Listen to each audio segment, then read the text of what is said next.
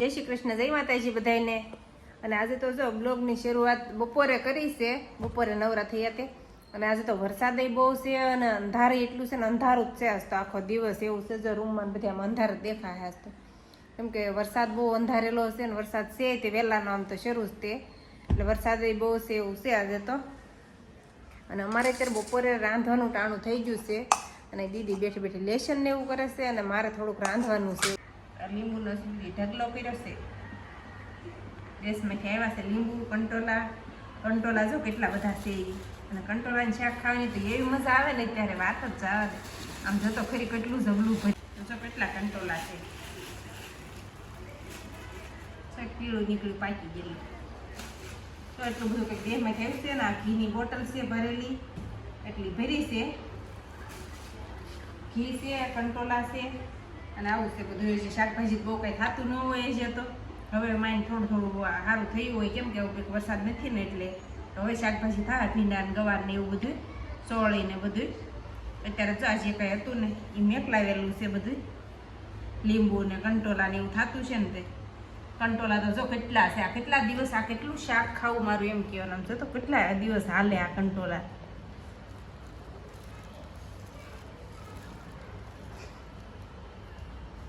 4 કિલા જેટલા કંટોલા છે, 3 ટક કંટોલાનું શાક ખાવાનું, 3 ટક આમ તો એમ જ કરાય કટકા વાળું એક દૂધમાં, પછી ભરેલા કંટોલા હારા નહીં, આ કઈ દવા કઈ વસ્તુ આવે જ નહીં। આની ભાજી બનાવી નાખવાની, હલવો બનાવી નાખવાનો, બધું બનાવી આનો હલવો ન બને, આની ભાજી જ બને, ભાજી હું શાક જ બને ખાલી જો ભરેલા કંટોલાનું બને, પછી આમ સેવ ને કંટોલાનું બને, પછી આપણે દૂધમાં બનાવી એમ બને, પછી આમનામ કંટોલાનું બને, એવી રીતે તો એ બધી સ્ટાઇલમાં બનાવી નાખવાનું। હા એમ ખાવાનું મસ્ત જો આવા કુણા હોય ને જો આવા તો ઈ પાકેલા હોય કાઢ ભરેલા જો આ બેસ તે પાકેલા નથી કોઈ, બસ બધાય સારા છે કંટોલા।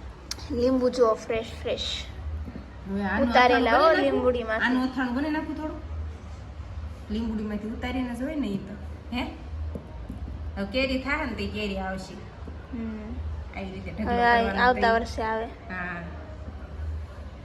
હે દીદી આવો પાકલ છે અથાણું કરી નાખું છે, બોળી દેવા સળદરમાં મીઠા, એવું ન મજા આવે મમ્મી, સારું થાય દીદી, હું તો કે ગળું પછી નાખી દેવું પડે, નો મજા આવે। લીંબુ એટલું બધું દઈ દેવું, થોડા ખાઈ લેવાના હોય, શરબત બનાવીને શરબત પીવાનું, ઇમ્યુનિટી સ્ટ્રોંગ કરવાની। હા તો શરબત પણ આવાનું કેમ શરબત પીવું તો શું તો ખરી, થોડું ક્યારેક પીવાય, 1-2 દી એમ રોજે પીવાય, રોજે શરબત હોય ને રોજે હાલે કા દીદી।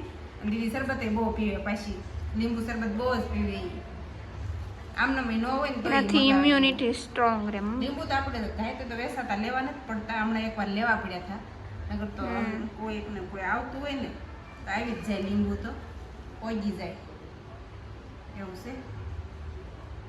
કંટોલાનું શાક બની નાખું છે, ભરેલા કંટોલાનું પાવભાજી અને પુલાવ, પાવભાજી પુલાવ આના તો ભાજી થોડી બને, આની ભાજી બને, આ બધું શાકભાજી હોય ને એમાં થોડાક એક બે નાખી દેવાનું, કંટોલાની ભાજી બનાવી તો થાય તને, લીંબુ તો આવી જશે, હવે લીંબુ ભાળી દે એટલે ભાજી બનાવવાની જોઈ જાઉં, ટમેટાને એવું વિશે બનાવશું ને તો પછી કાલે બનાવશું, બરાબર। તો એક બાજુ કંટોલાનું શાક ચડે છે, એક બાજુ રોટલા ચડે છે અને એક રોટલો જે બનાવવાનો છે એવું છે। આમાં કંટોલાનું શાક બને છે,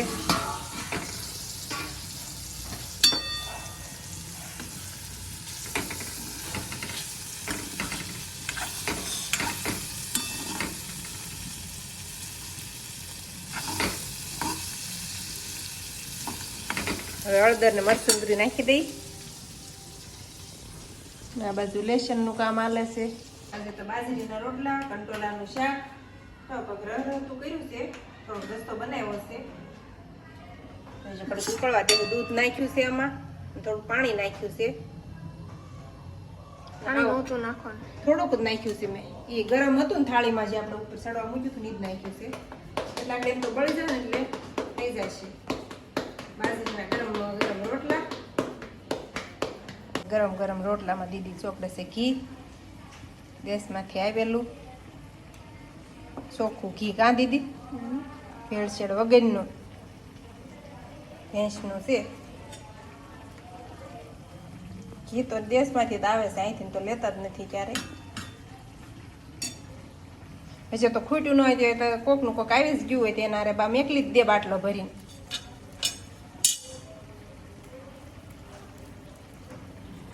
શાક એવું સડી જવા આવ્યું છે. રોટલો જાઓ ફૂલવો જ જોઈએ તો જ મસ્ત થાય રોટલા. ફૂલે નહીં તો રોટલા ન ગમે જાય એવી રીતના.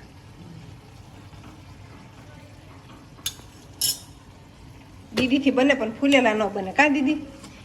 પોપડી આમ આમ થઈ ગયેલી રે દીદી. એવું થાય. હા એમ કારક થાય, બાકી આમ ન થાય.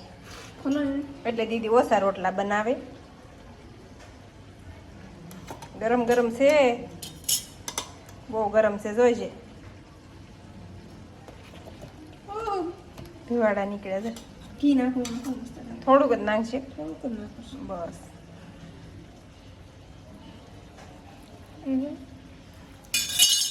હવે શાકઈ સડી ગયું છે. હવે જમવાનું પણ ટાણું થઈ ગયું છે. બાજરીના રોટલા અને કંટોલાનું શાક મજા આવી જાય છે. દીદી આજે તો બપોરે જમવાની. ચાલો હવે બેસી જાય જમવા. શાક બની ગયું છે ગરમમાં ગરમ, રોટલા બની ગયા છે અને કંટોલાનું શાક બની ગયું છે અને સાસ લઈ લીધી છે. મરચાં આપણે ખૂટી ગયા છે એવું છે. હવે નકર મરચાં પણ હોય હારે. હાલો બધા જમવા કંટોલાનું શાક ને એવું. ત્યારે જો 5 વાગ્યા છે ને ત્યારે ઉઠ્યા છે. આજ તો હુઈ ગયા હતા. કા દીદી? 3 સાડા 3 હુઈ ગયા હતા. હમણાં ઉઠીશું હું દીદી બે. અને હું નહોતી હોતી, હું ખોટી કરું. તું નથી હોતી તો ટીવી નથી તું? પછી હું વાંચતી હતી. એવું છે. ટીવી નો અવાજ તો મને નતો સંભળાતો એટલે મેં કીધું હુઈ ગઈ છે દીદી. અને આજે દીદી શું છે ખબર છે તને? શેની કોઠેડી લાગે છે તને? હે? ગરમ પાણી થઈ. ના ઓલું પગ ને એવું શેકવાનું જા. મને ગોઠણ દુખે ને, હું શેકીશ.